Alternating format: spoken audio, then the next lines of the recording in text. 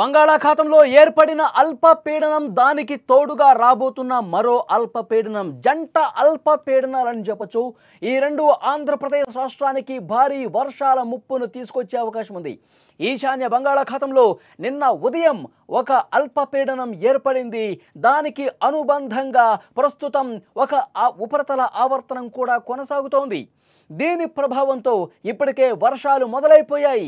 ఇదే సమయంలో భారత వాతావరణ విభాగం మరో ముఖ్యమైన అంచనాను కూడా వెల్లడించింది. ఉత్తర బంగాళాఖాతంలో గురువారం నాటికి ఇంకో అల్పపీడనం ఏర్పడే అవకాశం ఉందని అంచనా కట్టింది. ఈ రెండు అల్పపీడనం ఏదైతే శుక్రవారం నాటికి వాయుగుండంగా మారే అవకాశం కూడా ఉంది. అలా మారిన తర్వాత మరింతగా బలపడి శనివారం దక్షిణ ఒడిశా, ఉత్తరాంధ్ర మధ్యలో తీరం దాటొచ్చని ఐఎండీ అంచనా వేసింది. ఈ పరిణామంతో రాబోయే 4 రోజుల్లో రాష్ట్రంలోని పలు ప్రాంతాల్లో విస్తారంగా వర్షాలు కురిసే అవకాశం ఉందని అమరావతి వాతావరణ కేంద్రంతో పాటు విపత్తుల నిర్వహణ సంస్థ కూడా తెలియజేసింది. ఇప్పటికే భారీ వర్షాలు ముంచెత్తున్నాయి.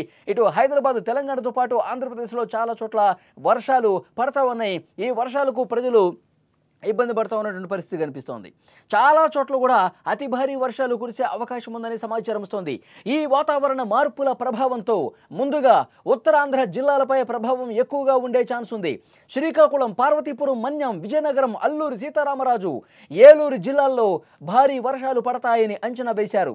ఈ జిల్లాల్లో ప్రజలు ఇప్పటికే అప్రమత్తంగా ఉన్నారు. లోతట్టు ప్రాంత ప్రజలను జాగ్రత్తగా ఉండాలని అధికారులు సూచన చేస్తున్నటువంటి పరిస్థితి ఉంది.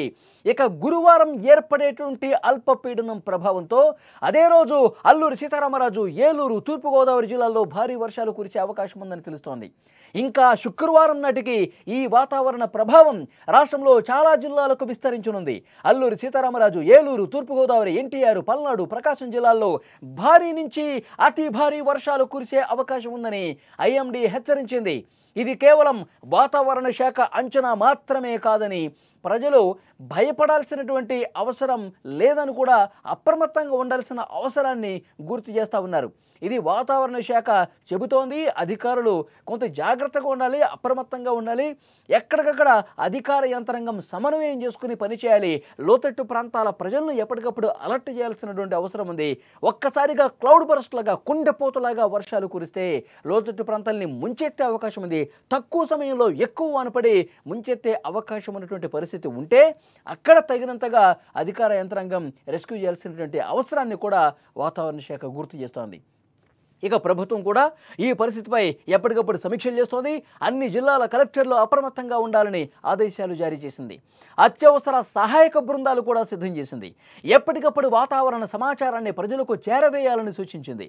లోతట్టు ప్రాంతాల ప్రజలు సురక్షిత ప్రాంతాలకు తరలించేందుకు ప్రణాళిక సిద్ధం చేశారు. అధికారులు, ప్రజాప్రతినిధులు ఒకరికొకరు సహకరించుకుని ప్రజలకు అవసరమైన సాయం అందించేందుకు ఏర్పాట్లు చేస్తూ ఉన్నారు. మనకు అర్థమవుతోంది చాలా క్లియర్గా 2 అల్పపీడనాల ప్రభావంతో ఆంధ్రప్రదేశ్లో, ఇటు తెలంగాణలో కూడా వర్షాలు కురిసే అవకాశం ఉంది. ఆంధ్రప్రదేశ్ తీర ప్రాంత జిల్లాలు ఏవైతే ఉన్నాయో అక్కడ కుండపోతగా వర్షం కురిసే అవకాశం ఉన్నట్టుగా తెలుస్తోంది. ఈ 2 అల్పపీడనాల ప్రభావంతో భారీ నుంచి అతి భారీ వర్షాలు కూడా మరికొన్ని చోట్ల కురిసే అవకాశం ఉన్నట్టుగా సమాచారం వస్తుంది. సో డెఫినెట్గా అధికారులు ఆ ఏర్పాట్లు చేస్తూ ఉన్నారు. ముఖ్యంగా గురువారం రోజు మరొక అల్పపీడనం ఏర్పడే అవకాశం ఉన్నటువంటి నేపథ్యంలో గురువారం నుంచి వర్షాలు ఇంకా ఎక్కువ స్థాయిలో కురిసే అవకాశం తెలుస్తోంది. బంగాళాఖాతంలో ఇప్పటికే అల్పపీడనం ఏర్పడింది.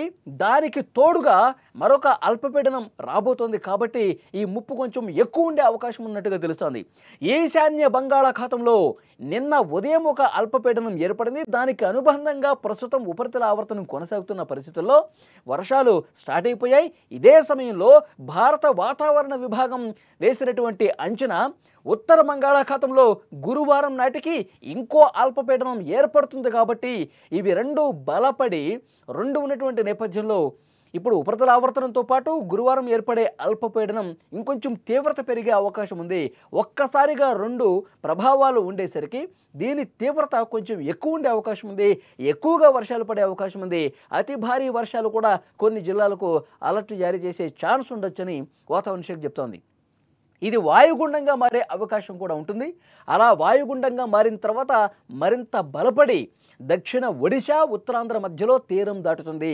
ఈ తీరం దాటే సమయంలో విపరీతంగా వర్షాలు కురిసే అవకాశం కనిపిస్తుంది. శ్రీకాకుళం నుంచి మొదలుకొని విజయనగరం, విశాఖపట్నం, తూర్పుగోదావరి జిల్లా, కృష్ణా, గుంటూరు, ప్రకాశం, నెల్లూరు ఇలా తీర ప్రాంతాలు ఏవైతే ఉన్నాయో ఆ తీర ప్రాంతాల్లో కొన్ని చోట్ల అతి భారీ వర్షాలు కూడా కురిసే అవకాశం ఉంది. కాబట్టి క్లౌడ్ బరస్ట్ లాంటి వర్షాలు కురిస్తే లోతట్టు ప్రాంతాల్లో ఉన్న ప్రజలు అప్రమత్తంగా ఉండాలి. అట్ ద సేమ్ టైం కలెక్టర్లు కూడా ఎప్పటికప్పుడు పరిస్థితిని సమీక్షించుకుంటూ ఎక్కడ సహాయక చర్యలు తీసుకోవాలి, ఎక్కడ హుటాహుటిన అక్కడ ప్రజల్ని అప్రమత్తం చేయాల్సిన అవసరం ఉంది. ఇవన్నీ కూడా గమనించుకొని ప్రభుత్వ యంత్రాంగం పనిచేయాలని చెప్పి ప్రభుత్వం నుంచి కూడా ఆదేశాలు వచ్చినటువంటి పరిస్థితి ఉంది.